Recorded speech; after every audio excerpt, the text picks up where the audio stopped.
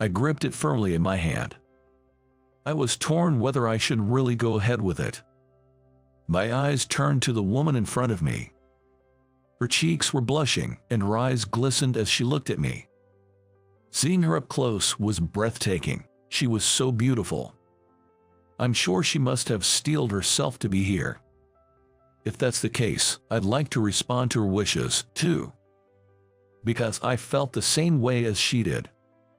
So, I pushed it in, all the way. I'll never forget her joy in that moment, for as long as I live. What I'm about to tell you is about a fateful reunion with a woman who used to hate me. I'm James Peterson, a 32-year-old gynecologist working at a hospital. Although I am now steadily gaining experience as a doctor and working well, I actually went a long way to become a doctor. I had 2 failed attempts before I got into med school. Or rather, I didn't take the exam for 2 years. I was in a top-performing class in high school and within the range of getting into a medical school. But on the day of the preliminary exam, my chronically ill mother collapsed. The exam became the least of my concerns, and I didn't go to the exam center. I spent 2 years supporting my mother, who was on the brink of life and death. It might have been a detour, but there's nothing more important than life, so I have no regrets. Sadly, my mother passed away, but I am glad that I could be there for her.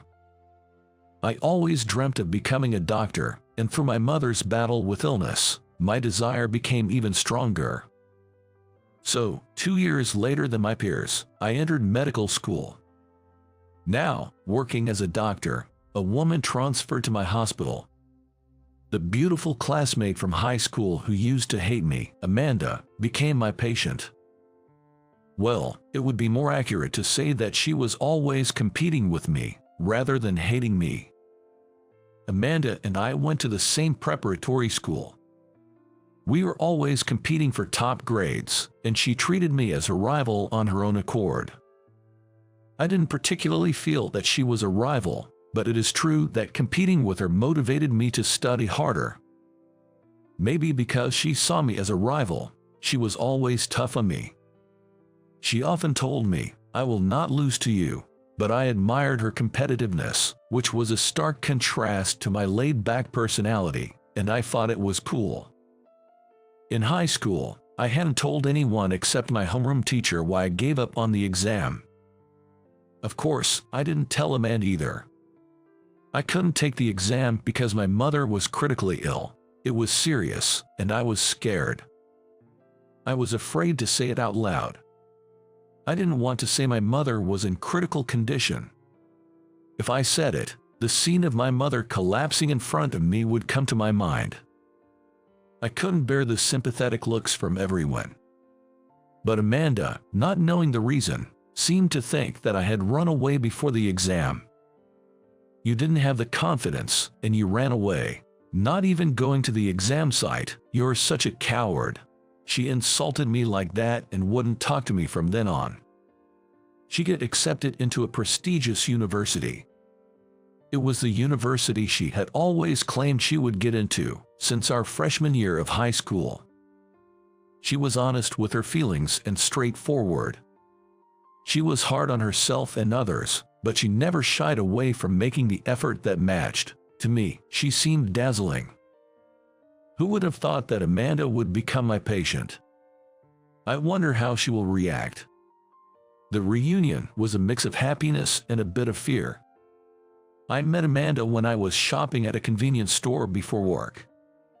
She didn't know I was her attending doctor yet, because I hadn't greeted her as such. Also, maybe because I was in my casual clothes, she glared at me the moment she saw me and slightly laughed. "You're a high school grad and sick. Such a loser in life, huh?" It seems that because of my cancellation of the high school exam, I was a loser in her eyes. I'm your doctor." What are you talking about?" I showed her my name tag, which stated my title as a doctor, to the bewildered her. She was staring at it in a daze. After revealing at the store that I was her doctor, Amanda left the place without saying a word. I went to her room to greet her later, but she didn't say anything. Perhaps she was still angry. She had been diagnosed with ovarian cancer at another hospital and was transferred to my hospital for surgery. The hospital where I work has a good reputation for gynecology and attracts patients from other hospitals for surgery. After examining her condition at this hospital, it seems likely that one of her ovaries will need to be removed. The extent of the progression and the treatment plan after the surgery would be determined. But then, Amanda started saying something completely unexpected. "I'm not going to have surgery." "Excuse me, what did you say?" "Listen carefully, you dummy. I said I'm not having surgery. If you got it, just leave me alone." I explained the importance of the surgery, but she wouldn't listen.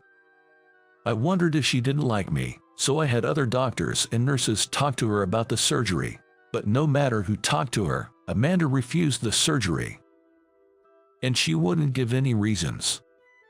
I wanted to respect the patient's wishes, but I wanted her to make a choice that values her life. More than anything, I was concerned that she won't give me a reason. One day, as I was troubled with how to deal with Amanda, I passed by her room and heard arguing voices from inside. "So it's going to be an ovarian removal, huh? We have to call off the engagement." I saw for the first time someone who had come to visit Amanda. He was raising his voice, sounding irritated at the patient. "One of my ovaries will still be left. There won't be any problem. You don't know that for sure. What about the chance of getting pregnant? It's going to be lower than normal, right? Can you even have children? If you can't, there's no point in us getting married. Please, don't say things like that. I'm not going to have the surgery. If I don't, both of my ovaries will remain." "Huh?" A derisive laugh from the man echoed through the hospital room. "So, there won't be a complete cure for the cancer, right? And my wife will be a cancer patient in the first place. That's out of the question.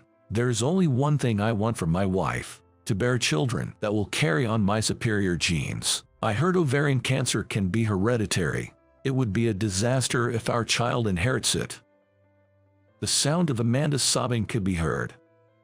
"If you're worried, let's get tested to see if it could be passed on.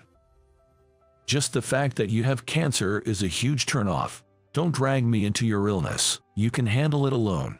"Damn, I thought I had found a woman with both brains and beauty. You're just defective." I couldn't tolerate a man who didn't even know what the disease was and assumed it was inherited on his own. And the part where he scorned her as defective. What matters now shouldn't be whether his genes survive to the next generation. Isn't her life the most important thing? Even if she wanted children. It is women who bear children. Women risk their lives to give birth. I just couldn't accept that a man who disrespects women was ignoring her like this. "Don't you love me anymore? Please, don't abandon me." In high school, she was dazzling as she worked towards her goals. I admired her. I was angry at the fact that she was crying and hanging on to such a scumbag. Unable to stand it any longer, I entered the hospital room. "Nice to meet you, I'm Dr. Peterson, her primary physician." My sudden entrance seemed to surprise them. "I could hear you all the way from outside. You're not family, are you? If you're not, you should leave." My sharp words clearly irritated the man. "It's quite disrespectful of you. I've taken time out of my schedule for this woman. Even more reason for you to leave. Her valuable time is being wasted talking to you. If you're not idle, you should be on your way." Tisk. The man clicked his tongue, shooting Amanda a glare. "Is it okay if I leave? If I leave, it's really over between us, okay?" His tone seemed to contain a mocking laugh, as if he was making a fool out of Amanda. Watching her cling and cry, he seemed to find amusement. Amanda, her eyes moist, alternated her gaze between the man and me. The usually strong-willed Amanda was nowhere to be seen. That frustrated me. "Do you need to cling to this kind of man? The Amandlina wasn't someone who compromised on herself. I heard you studied a lot and got a job at a good company. You worked just as hard in college, didn't you? You're an amazing person. Marriage is supposed to be a lifelong decision, right? You don't deserve someone who neglects your life and talks about your genes and defects. The man shouted things like you, and you're mocking me, as he listened to my words. Amanda was quietly watching me. Unsuitable, perhaps. Her words sounded younger than Amanda I knew. At this moment, Amanda seemed like a lost child. Maybe she was doubting her path due to the harsh words from the guy. Yeah, he's unsuitable. There should be someone else who will appreciate and cherish a hard worker like you, so don't lower yourself to the level of a scumbag like him. Upon hearing my words, Amanda closed her eyes and took a deep breath. When she opened them again, there were no signs of tears. Her eyes now regained their shine as she stared down at the man. We're done. Leave now. You sure you want to talk to me like that? I might forgive you if you apologize now. The man's earlier bravado was gone, and it was obvious that he was bluffing. He'd initiated the cruel conversation, but now he was unsettled by her desire to break up. I've had enough. We're finished. I'm glad I found out how small-minded you are before our marriage. What was I thinking? How did I not notice until now? I can't stand people who look down on the sick, or who see women as mere tools for childbirth. I'm baffled as to what I ever saw in you. Leave right now. The man was speechless, having been chastised by the woman he once looked down upon. I opened the door to the hospital room, gesturing outward with my hand. Then, with a smile, I said, "Please never come back." The man looked frustrated and fled back. With just the two of us in the hospital room, I asked for her permission and took a seat by the bed. Sorry for eavesdropping and barging in, but that guy, he's an absolute jerk. I couldn't stand it. Eavesdropping isn't a good hobby, but I'll forgive you. He used to have his gentle moments, but he showed his true colors when I fell ill. Yet, I was already in love with him, shamefully clinging to him. I wonder if my illness weakened me. Did you refuse surgery for his sake? She nodded slightly. It seemed she thought that if she didn't have her ovaries removed, he would stay by her side. But doing so wouldn't cure her illness. Maybe her mental was also weakened by the illness to the point where she didn't understand that. She laughed self-deprecatingly.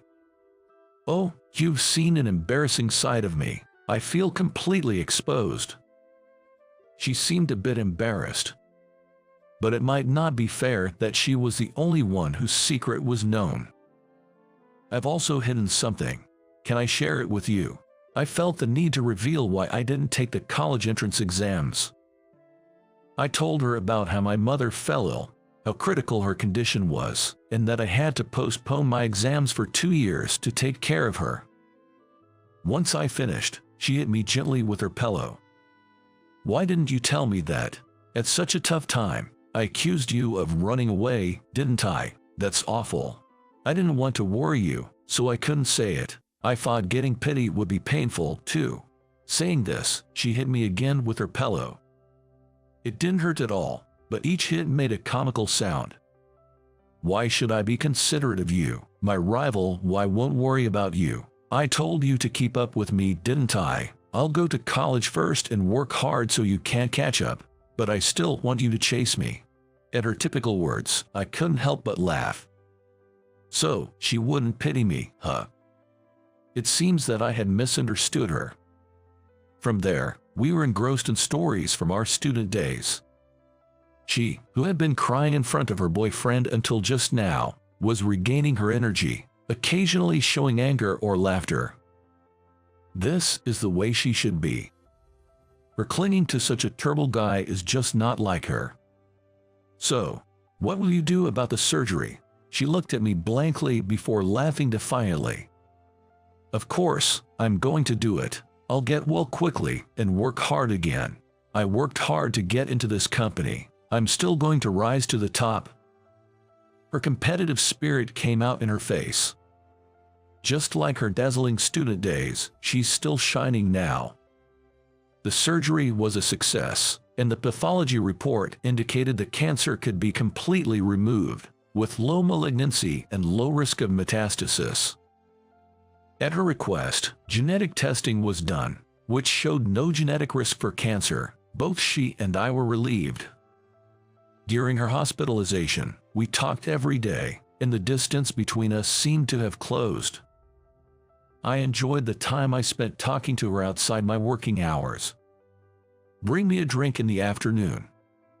I'd like something sweet tomorrow. She started making demands, and I found her making these small promises adorable.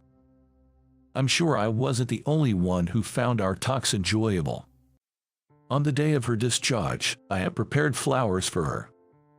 As we were leaving the hospital, I handed her the bouquet. "Congratulations on your discharge." She looked at the bouquet, then turned her face away with a pout. "Can't you see? My hands are full. I can't carry anymore." "Oh, right." Interpreting her response as a refusal to accept, I felt a bit disheartened. "Because I can't carry it, bring it to my house." Huh. I was still processing what Amanda had just said and stared at her blankly. "What did you just say?" "That's what I said. Since I can't carry it, you bring the flowers to my house." "Well, Amanda, I don't know where your house is." She then placed a piece of paper with something written on it in my pocket. I reached into my pocket and felt the paper. "What's written here?" When I asked, she replied, "My contact and address. You'll need to bring flowers. Call me after work." It seemed that Amanda is willing to see me outside the hospital. I clenched the piece of paper in my hand. I was hesitant about whether I could really keep this in my pocket just like this. While thinking about what to do, I looked at Amanda, who was standing in front of me. She was there, her cheeks turning red, her eyes moist as she looked at me. Surely, she had made up her mind to be here with me. If that's the case, I'd like to respond to her wishes, too. After all, I feel the same way about her. That's why I firmly pushed the paper into the depth of my pocket. "Even if you ask for this back, I won't return it." Hearing my words, she seemed to relax. Perhaps she had been tense as well. I'll probably never forget the joy on her face at that moment for the rest of my life. When I returned to the office and looked at the note, it was written, "Absolutely, you contact me," along with her contact information. I smiled at her characteristic way of making a request. In the evening of that day, after finishing my work, I quickly contacted her and rushed to her house to deliver the bouquet. I hadn't run like that in years. Now, 2 years later, I live with my wife, Amanda. We do fight a lot, but my wife, who still looks pretty and cute when she's mad, makes me happy. All in all, I want to continue cherishing my wife, with both sweet and cool faces, who never fails to pack me a lunch filled with love.